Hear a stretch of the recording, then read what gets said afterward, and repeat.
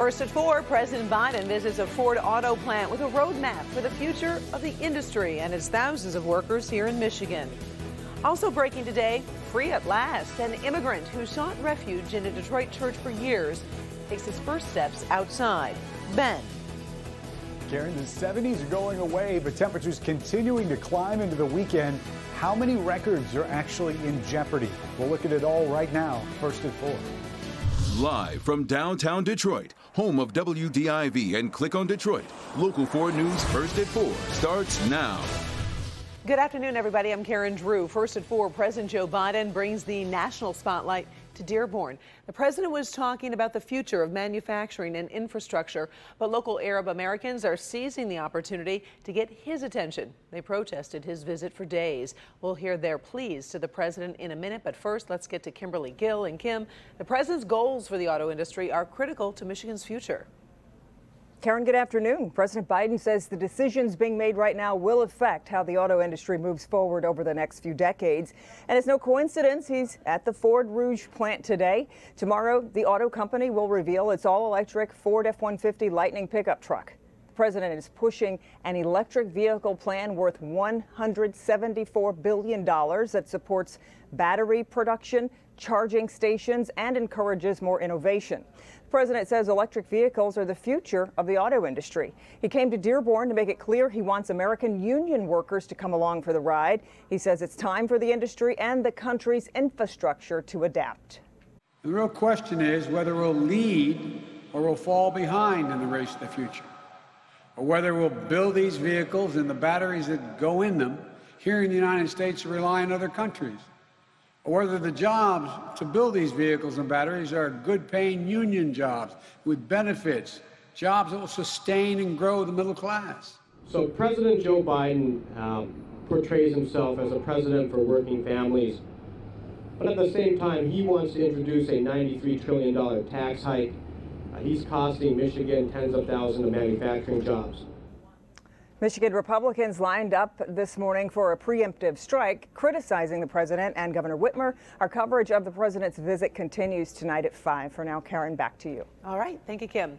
Dearborn is home to the largest Arab and Muslim community in America. Many members of that community have a message for President Biden. They're closely watching how he handles the new violence between Israel and Palestinian militants. Members of the local community are frustrated with the eviction of Palestinians in East Jerusalem and disappointed the president isn't doing more to curtail Israeli military action. We woke up to the outrageous news about President Biden approving the sale of $375 million in weapons to Israel, the same weapons that are being used to kill Palestinians in Gaza today in these moments. We are urgently calling on Biden to denounce the forced evictions for what they are, war crimes. The president didn't directly address the situation in the Middle East during his remarks. Other than reassuring Congresswoman Rashida Tlaib, he's hoping her family is safe in the West Bank, and he'll do everything to make sure they are. In the Middle East, violence and protests are spreading in this new devastating round of violence. Militants fired dozens of rockets from Gaza into Israel, which activated its Iron Dome defenses. At the same time, violence has erupted at protests in the occupied West Bank, and Israel continues to pound Gaza with a barrage of airstrikes. In Jerusalem, Palestinians observed a general strike, shutting down businesses to protest Israel's military action and policies they compare to apartheid. That's a claim Israel denies. This man walking out of a Detroit church is breaking news because of his long struggle to stay in the United States. We've been following the story of dead Ramsburg for years now. He's been living inside the Central United Methodist Church in Detroit for more than 3 long years during a deportation battle. Now, if he stepped 1 foot outside, he ran the risk of being sent away from his wife and sons. Well, he's finally reached a deal to avoid deportation, and he is very relieved. We just got this video into the newsroom. We'll have more on his story and what comes next on Local 4 News at 6. State of Michigan tweaking the rules for unemployment benefits connected to the COVID crisis. Starting May 30th, people receiving benefits will have to show they are actively searching for work. That requirement was waived back in March of 2020, but the state says it has no plans to end the $300 federal supplement going to 816,000 residents. Also today, the state is reporting more than 1,200 new cases of the virus, with the 7-day positivity rate dropping to 7%. We've also seen an additional 83 deaths, including 27 from a records review. Well, if you haven't turned the air conditioning on today, might be the day, maybe today or tomorrow. We're pushing into the 70s, and Ben is here with the latest. Are we going to reach 80 anytime today? You know, it's going to be close. If we don't get there today, Karen, we will tomorrow, and then we're off to the races beyond that. Right now, we're at 76 in Detroit, but there are some spots that are flirting with 80. 79 in Port Huron, 79 in Adrian. Wind is out of the south, but it's relatively light. But we are also watching Storm Tracker 4. As these temperatures start to increase, there's just a very slightest chance that we could see a rogue shower or a thunderstorm, but we are not seeing anything right now in Storm Tracker 4. That chance gets much better tomorrow. Temperature trend, though, does start getting warmer. You can start seeing these above average temperatures really start to increase as we head towards the end of the week. So now the question is, how many records are actually in jeopardy? We will look at that and some changes to the weekend forecast. You'll want to hang around for that in a few minutes. Karen? All right. Thank you, Ben. The U.S. Army is launching an urgent mission, and it could be a great opportunity for somebody you know. Military has been having some trouble finding recruits, with COVID interruptions interfering with that usual recruitment effort. Well, today, Paula Tutman breaks down the numbers and the opportunities in the Army's National Hiring Days. Well, the United States Army is looking for more than a few good men and women, as COVID-19 has put a serious kink in recruitment efforts to find enlisted service people. The importance of what the Army needs in terms of recruits can be summed up in one simple question. You have everybody you need?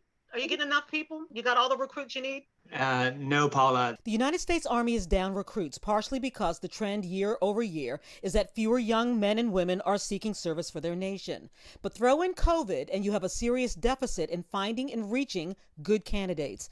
In Michigan, we are down 130 recruits over this time last year. Now, that might not sound like much, but It's not a lot until you look at across 50 states, right? So you can just imagine what we're talking about when you say we're talking about thousands of soldiers. And so the Army has launched a campaign to recruit with a goal of finding and securing more than 1,700 soldiers before the Army's birthday. Anyone signing up between now and June 14th will get a $2,000 signing bonus and so much more. Our population is aware of our soldiers as a infantry soldier with a rifle in moving out to gain ground in some foreign land. And although that is part of what we do as a military, we also have so many other occupations within the military, whether it's in the healthcare profession, in cyber, in all the different new technologies, advanced data analytics. All of those types of positions are available in the military.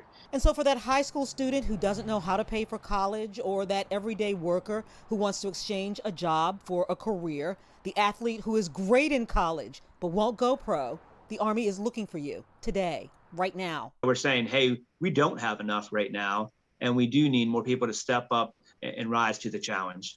I think about the wildfires out west. I think about some of the things that our National Guard and our reserve components that they do in our states. I think about all of the different missions that I've done around the world, whether it was peacekeeping operations or combat operations in any part of the world. Who would do that? And I would say that the person that's going to do that in the future very well could be listening today. Paula Tutman, Local 4. Again, the National Hiring Days will continue through June 14th. Don't forget, there is that $2,000 signing bonus for those who complete recruitment requirements. We'll put a direct link to the mission on our social media platforms, as well as clickondetroit.com.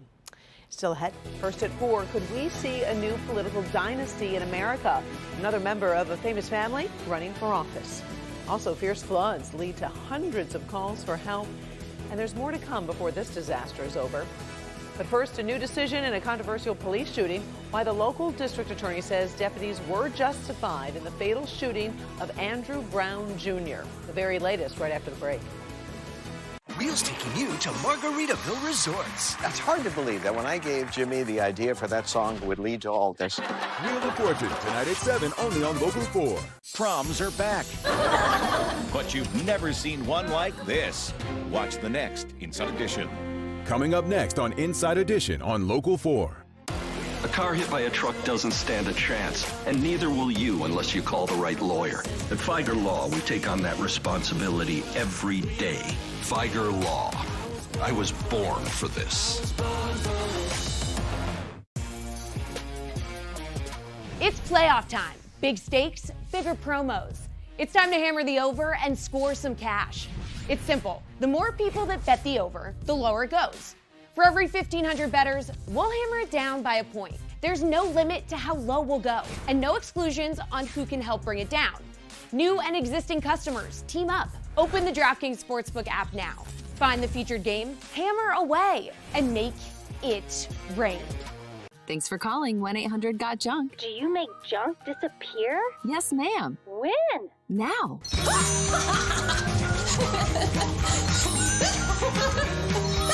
We make junk disappear. All you have to do is point.